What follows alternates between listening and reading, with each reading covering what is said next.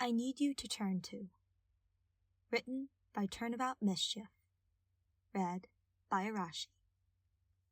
To reduce the emotional impact of his nightmares, Miles Edgeworth created a routine he followed precisely before he went to sleep for the night. First, he would cuddle with his beloved Pez on the couch for an hour. Then, he'd take a warm shower and change into his comfiest pajamas. Miles would then make a cup of relaxing tea and drink that while reading Steel Samurai, the official manga adaptation. By this point, if he followed the steps perfectly, Miles would feel soothed enough to try and sleep. That moved things to the second part of his routine. The prosecutor always opened the bedroom door, so he wouldn't feel quite so closed in. He made sure the small, pink princess lamp in the corner was on and working, so it wouldn't be too dark. Only then did he feel ready to conquer his demons. However, this routine did not account for one new, recent addition in Miles' life. Enter one boyfriend, Phoenix Wright. It certainly didn't help his routine when Pez was practically attracted like a magnet to his boyfriend's side from the moment of his arrival at Miles' doorstep. But Miles wasn't mad or jealous, not one bit. When an hour had ticked by, the prosecutor gave up on trying to pry his beloved dog away from his equally beloved man and announced he was going to take a shower. Phoenix simply shrugged and went back to scratching Pez's ears. The peacefulness in the air was quickly broken by a high-pitched shriek. Phoenix and Pez jolted up and came barreling through the bathroom door, only for the defense attorney to be greeted with a sponge to the face and the dog to be sent away with an exasperated hand wave. Miles' whole body burned with embarrassment as he cursed Phoenix for his supposed indecency, with nothing but a towel to cover himself. The gray-haired man continued into a long rant, and all that Phoenix was able to make out from it was the word water. It turned out that yet another blow pierced through that routine that night. The hot water was broken. Miles decided to skip the shower entirely and slipped into his pajamas. Those, at least, were still the same. He apologized profusely to Phoenix for his earlier behavior and reached for the phone. While he made a rather scathing call to the building management, Phoenix decided to make him his tea and get him his book.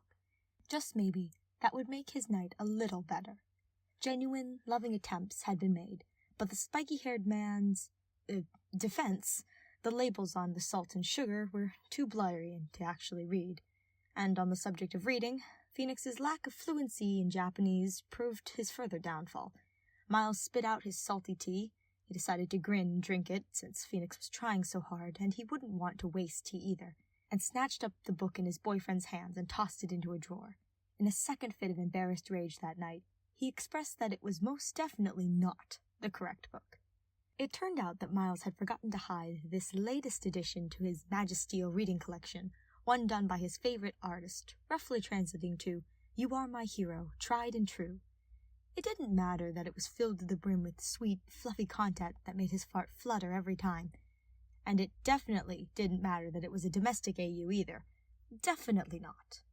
Miles eventually stalked off to his bedroom and flopped down onto the silken sheets of his large bed, utterly exhausted from the night's events. Phoenix rolled in next to him a little later, with a small quip about the pink princess lamp paired with a sticker. The prosecutor ignored him and shut his eyes, hoping to get some peaceful sleep. It was dark, and Miles was trapped. There was a screaming in the background. His head felt light and hazy. Strong hands gripped his shoulders, and a familiar, yet fuzzy voice called out his name. He couldn't breathe. The hands hesitantly left his shoulders. His clouded mind pounded in confused agony as angered voices rose. A pistol slid across the elevator floor and to his feet. Hands had returned to his shoulders and promptly began shaking him. His name was called, this voice clearer than before. Then there was light. Miles' vision was blurry. At first, the form of his father hovered over him, worry painted across his features. He called out Miles' name, but as the prosecutor regained his bearings, the face of Gregory Edgeworth vanished, and Phoenix's took its place. Miles let out a pained choke of air. The haze left his mind, and all fight left inside him dissolved.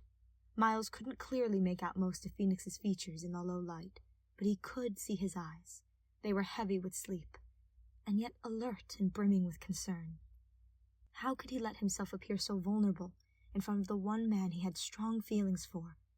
He whipped his head away, frustrated tears prickling at the corners of his eyes. He slammed his fist onto the mattress, willing himself not to cry. Phoenix had said something that Miles didn't quite catch. Then a cool, soothing touch brushed his arm. Miles whipped his head back at the man. Emotions churned about inside him like waves. Hands trembling, Miles reached down and placed it over Phoenix's own.